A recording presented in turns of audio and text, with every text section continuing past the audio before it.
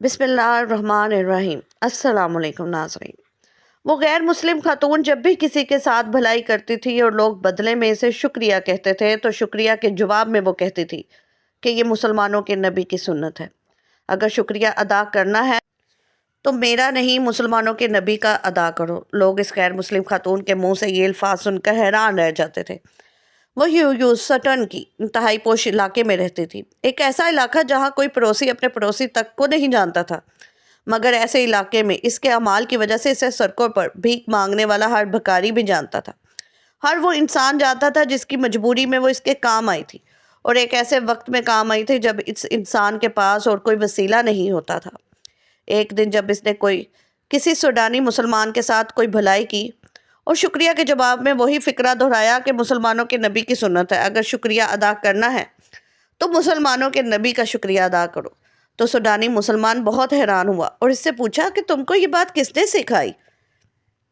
تو اس نے ایک واقعہ سنایا کہ میں اپنی جوانی کے آغاز میں ایک پسماندہ علاقے میں رہتی تھی۔ میں جس عمارت میں رہتی تھی وہاں چند ایک مسلمان تھے۔ ایک پاکستانی مسلمان بھی تھا جو انتہائی مذہبی تھا، باقیوں کی طرح وہ کبھی بھی میرے زیادہ قریب نہیں ہوا تھا۔ میں نے اپنے انداز میں اسے دعوت گناہ بھی دی تھی، لیکن اس نے رد کر دی۔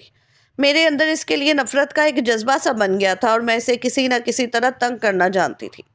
مختلف مواقع پر اسے ذلیل کرنے کا موقع ہاتھ سے نہ جانے دیتی تھی۔ آہستہ آہستہ اس پاکستانی نے نماز کے وقت باقاعدہ اذان دینا بھی شروع کر دی۔ میں نے ایک دو بار اسے منع کیا تو اس نے کہا میں کوشش کرتا ہوں کہ میری آواز میرے کمرے تک محدود رہے، لیکن کبھی کھڑکی کھلی ہونے کی وجہ سے وہ باہر گیلری میں چلی جاتی تھی۔ میں اس کے لیے معافی چاہتا ہوں۔ میں نے اسے کہا کہ تمہیں معافی مانگنے کی ایک ہی صورت میں مل سکتی ہے کہ تم اذان نہ دیا کرو، لیکن اس نے میری بات نہیں مانی۔ میں نے ایک دو بار اس کی اذان ریکارڈ کی اور پھر پولیس میں اس کی کمپلین کر دی اور بتایا کہ اس وجہ سے میں تنگ ہوتی ہوں، میرے سکون میں خلل آتا ہے، اسے منع کیا جائے۔ پولیس نے اس پاکستانی کو وارننگ دی، لیکن پھر بھی وہ باز نہ آیا۔ البتہ اب مجھے اس کی گیلری میں آواز سنائی نہیں دیتی تھی، لیکن پھر بھی مجھے اطمینان حاصل نہ ہوا۔ پولیس کی وارننگ پر میری تسلی نہ ہوئی تو میں نے اس کی دوبارہ کمپلین کی۔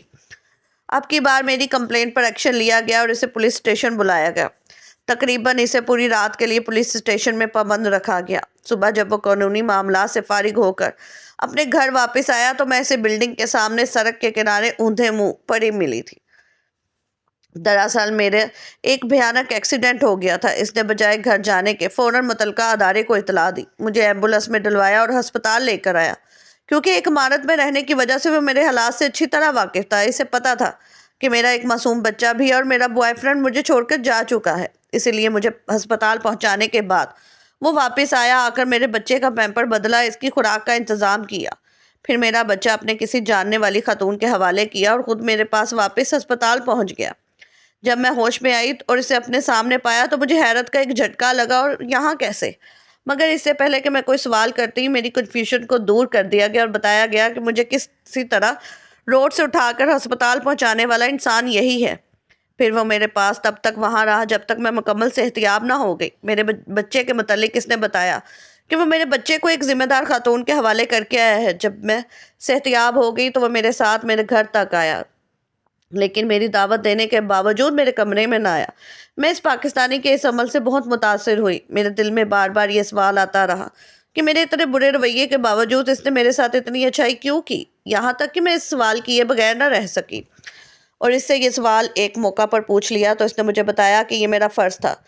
میں اس پاکستانی کی بات سے بہت متاثر ہوئی، اس لیے مجھے جہاں بھی کسی کے ساتھ بھلائی کرنے کا موقع ملتا ہے تو میں اس کے ساتھ بھلائی کرتی ہوں۔ یہاں تک کہ وہ لوگ جنہوں نے میرے ساتھ کبھی زندگی میں برا کیا تھا، میں نے ڈھونڈ کر ان کے ساتھ بھلائی کی ہے اور میرے بھلائی کے بدلے میں جب بھی مجھے کوئی شکریہ کہتا ہے تو میں اس کو ضرور یہ بتاتی ہوں کہ شکریہ میرا کوئی حق نہیں بلکہ یہ مسلمانوں کے نبی کی سنت ہے۔ سوڈانی مسلمان بتاتا ہے کہ میں اس عورت کی بات سن کر حیران رہ گیا اور میرے دل میں یہ حسرت جاگی کہ کاش میں اس پاکستانی مسلمان سے مل سکوں جس کے اعمال کو دیکھ کر غیر مسلم خاتون بھی اتنی متاثر ہوئی کہ وہ بھی نبی کی سنت پر چلنے لگی، مگر چاہ کر بھی میں اس پاکستانی مسلمان سے نہ مل سکا۔ اگر زندگی رہی تو میری تلاش جاری ہے، میں ضرور ملوں گا۔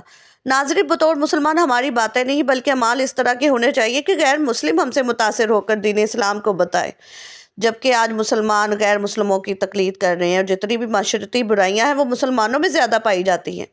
ایک صاحب بیان کرتے ہیں کہ ایک دکان پر لسی کا آرڈر دینے کے بعد ہم سب دوست آرام سے بیٹھے ایک دوسرے سے ہنسی مذاق کر رہے تھے۔ ہمارے سامنے ایک 70-75 سال کی خاتون کھڑیاں تھی اور ہاتھ پھیلا کر بھیک مانگنے لگی۔ اس کی کمر جھکی ہوئی تھی، بھوک چہرے کی جھریوں میں تیر رہی تھی، آنکھیں اندر ہی اندر دھسی تھی لیکن جاندار تھی۔ اسے دیکھ کر پتہ نہیں میرے ذہن میں کیا خیال آیا کہ میں نے جیب میں سے پیسے نکال لیے، جو ہاتھ ڈالا اسے واپس کھینچتے ہوئے اس بزرگ خاتون سے پوچھا، دادی آپ لسی پیئیں گی؟ اس بات سے دادی تو کم حیران ہوئی لیکن میرے دوست زیادہ، کیونکہ اگر میں انہیں پیسے دیتا تو میں صرف 5 یا 10 روپے دیتا، لیکن لسی 120 روپے کی تھی۔ دادی نے ہچکچاتے اور ڈرتے ہوئے ہاں میں گردن ہلائی اور 6-7 روپے جو انہوں نے بھیک مانگ کر اپنی جھولی میں جمع کیے تھے کانپتے ہاتھوں سے میری طرف بڑھائے۔ مجھے کچھ سمجھ نہ آیا تو میں نے ان سے پوچھا یہ کس لیے ہیں؟ تو وہ بزرگ خاتون بولی، بیٹا میرے لسی کے دام میں یہ پیسے ملا کر دے دینا، میں پہلے ہی انہیں دیکھ کر جذباتی ہو چکا تھا۔ اس کی کمی اس چیز نے مکمل کر دی۔ اس غریب خاتون کی خودداری دیکھ کر میری آنکھیں نم ہو گئی، میری آواز رند گئی۔ بھرے گلے سے میں نے دکاندار کو لسی کا گلاس لانے کو کہا۔ وہ اپنے پیسے دے کر پاس ہی زمین پر بیٹھ گئی۔ اب مجھے اپنی بے بسی کا احساس ہوا کیونکہ وہاں موجود دکاندار، میرے دوست اور بہت سے دوسرے گاہکوں کی وجہ سے میں نے انہیں کرسی پر بیٹھنے کے لیے نہیں کہہ سکتا تھا۔ مجھے ڈر تھا کہ کہیں کوئی ٹوک نہ دے، ایسا نہ ہو کہ کسی غریب بھکاری خاتون کو اپنے پاس بٹھانے پر لوگ کو یا دکاندار کو اعتراض ہو، لیکن جس کرسی پر میں بیٹھا تھا وہ مجھے کاٹ رہی تھی۔ جیسے ہی گلاسوں سے بھری ہوئی لسی ہم سب دوستوں اور بوڑھی دادی کے ہاتھ میں آئی، میں اپنی کرسی سے اٹھ کر فوراً نیچے اس بوڑھی دادی کے پاس زمین پر بیٹھ گیا تاکہ کسی کو کوئی اعتراض نہ ہو، کیونکہ میں ایسا کرنے سے آزاد ہوں۔ ہاں، آس پاس بیٹھے کچھ لوگ، میرے دوست، ایک لمحے کے لیے مجھے گھورتے رہے اور عجیب نظروں سے مجھے دیکھتے رہے، لیکن اس سے پہلے کہ وہ کچھ کہتے دکاندار کے مالک نے آگے بڑھ کر دادی کو اٹھا کر کرسی پر بٹھایا اور ہاتھ جوڑ کر میری طرف مسکراتے ہوئے کہا، بیٹھیں جناب، میری دکان پر بہت سے گاہک آتے ہیں لیکن انسان کبھی کبھار ہی آتے ہیں۔ دکاندار کے کہنے پر میں اور بوڑھی دادی دونوں کرسی پر بیٹھ گئے، اگرچہ دادی تھوڑی گھبرائی ہوئی تھی لیکن میرے ذہن میں بے پناہ اطمینان تھا۔ ناظرین، خدمت خلق اللہ تعالیٰ کی سب سے پسندیدہ عبادت ہے۔ جو غریبوں کا اور یتیموں اور مسکینوں لاچاروں کا خیال کرتے ہیں وہ اللہ تعالیٰ کے نزدیک سب سے بہترین بندے ہیں۔